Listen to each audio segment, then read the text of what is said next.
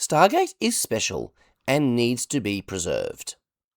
G'day, I'm science fiction author Adam David Collings, and I'm coming to you from Tasmania, Australia on this Save Stargate Day. And I'd like to tell you a little about what this franchise means to me and why I think it needs to be preserved. So I've been a fan of this franchise from the beginning. I remember seeing the trailer for that original movie and thinking, wow, ancient Egypt and aliens together? I'm in. When I think back about the classic science fiction franchises of my youth, I think about Star Trek, Babylon 5, and Stargate. Those three have very special places in my heart. But I think there's something very unique and special about Stargate that is worth understanding and looking at. One of the big things that set Stargate apart from the other science fiction franchises of its time and of today was its present-day setting. While Star Trek and Babylon 5 were set in the future, Stargate, SG-1, and Atlantis and Universe all took place in the present day when they were broadcast. And yet, they still had that same boldly going to strange alien worlds, meeting other species, exploring the galaxy. All of those elements were there. It brought that whole idea of space exploration a little bit closer, maybe made it feel a little easier to grasp. But that's not all of it. There was also the concept of this slow progression as the show gradually became more and more sci-fi. When you look at the first season of SG-1, it's about 4 people completely clueless, bumbling their way through this round ring, finding themselves on other planets, causing all sorts of havoc, creating problems for themselves and others like you wouldn't believe. As the show progresses, they learn, they become wiser, they become more knowledgeable, they gain knowledge from other species, they discover technology, they bring that back home to Earth. By the time you get to the end of Stargate SG-1's 10th season, which is now in line with Atlantis running at the same time and about to lead into Universe, we see such a different world. We see Earth basically being an interstellar power. It was quite a ride, and I loved seeing that progression. But the restraint the writers showed in developing that over time was pretty impressive. They would take multiple seasons to suddenly give us, like, the X-301, our first human-made spaceship. And it didn't work. And there'd be another season or 2, maybe even 3, before we were able to progress to that next level. It was a very slow burn, but it felt so believable.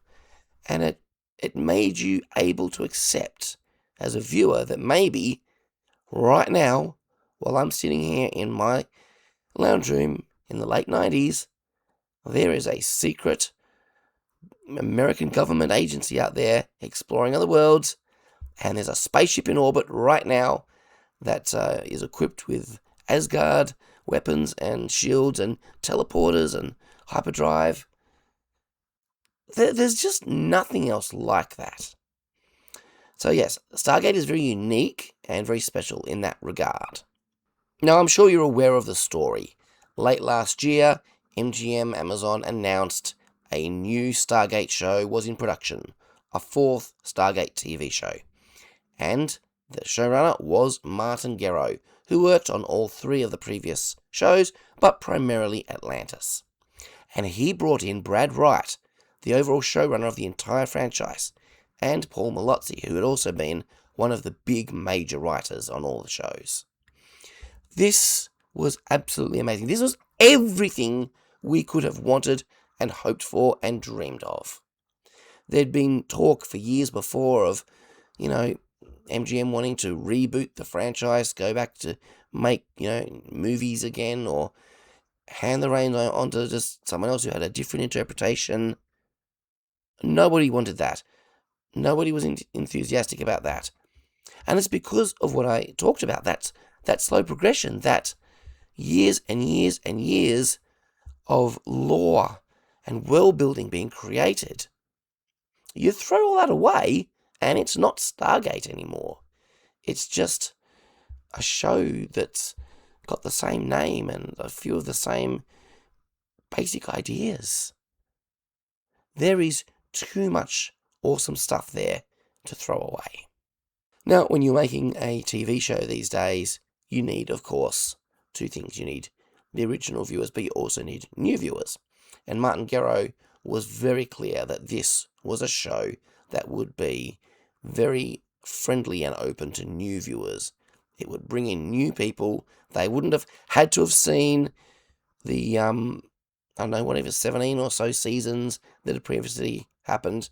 No, this would be an entry point. This would be a starting point for them. Now, why was it so important that we have these original people back? Why did that mean so much to us as a Stargate fandom? I think this is another thing that makes Stargate very unique among sci-fi franchises that we see today. It's because we trust them. They have delivered so many times. We know that they know their stuff. They not only understand this universe, they love this universe. It's not just a job to them. This is something they care about just as much as we do. Now compare that to what we see today with other franchises. You only have to go online to see what people are saying about people like Kathleen Kennedy or Alex Kurtzman, even like Rick Berman and Brandon Braga back in the day. You don't get that with Stargate. I have never heard a single person ever badmouth Brad Wright. Now, there were a lot of people who did not like the third show, Stargate Universe. I put my hand up and say I love it, but a lot of people didn't, and I respect that. It was a very different show with a very different tone. It wasn't for everyone. But even so, those people who did not like Universe, they still trust Brad Wright. We've still got his back. And the franchise, the fans are united across so many different borders, the political spectrum, religious beliefs. It's amazing when you look at the diverse group that is the Stargate fan community. Now, when this new Stargate show was cancelled after only 6 months, before they'd even shot a single frame, I mean, we were devastated. But I think it's almost become about more than just Stargate. I mean, you've seen the outcry. Twitter has been completely taken over by the Stargate fandom. But it's about something bigger. It's about the way that art is treated in our time. When creating a story, there's always two aspects that are required. There's art and there's business. And you need both. Without art, there is no story. It's just a product which is nothing. It's just a box. Without the business, there's no budget to create the art, because creating art costs money. It always has. So there needs to be a balance between these two things. But what we see today is so much of our generation's art, our cultural heritage, is being created by people who exist 100% in that business space with zero regard for art. They don't care about the stories they're creating. They have no investment whatsoever.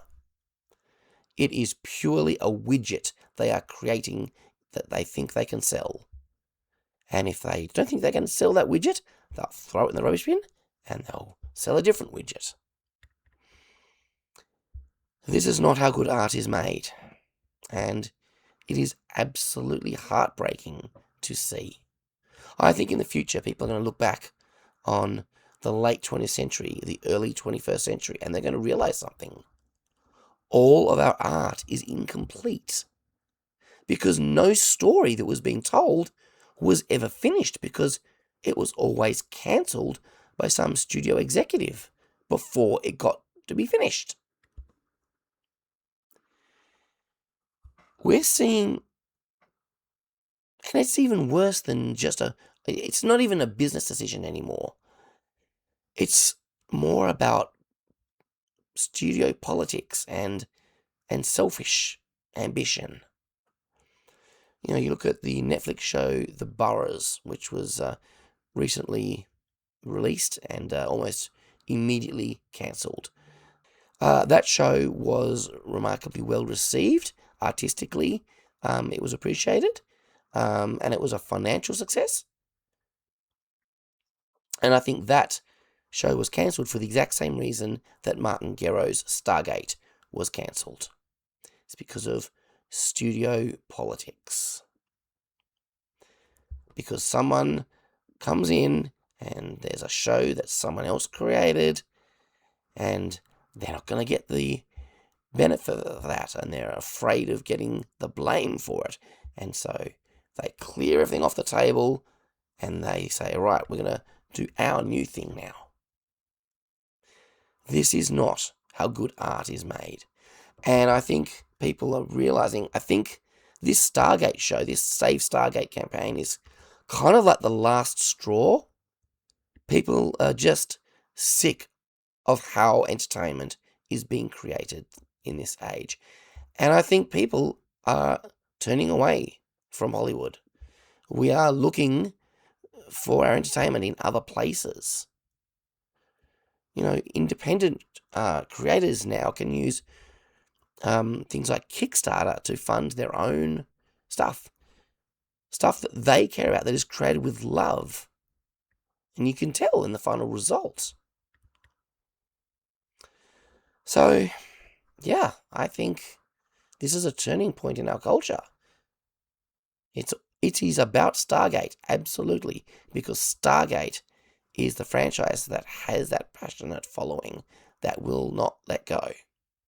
But it's also about so much more. It'll be very interesting to see what happens over the next couple of years. So, that's why I think we must save Stargate with Martin Gero. His show. Not some other thing that they'll come up with and bring in some new writer that's less familiar with the franchise. Some reboot that nobody wants to watch. No, we want Martin Gero's Stargate. And at this point, at least speaking for myself, it's Martin Gero or it's nothing. So, those are my thoughts. I hope you... I'm not going to say enjoy, because this is not a time for enjoyment, because our enjoyment has been stolen from us. But I hope that meant something to you. It meant something to me. Have a great day.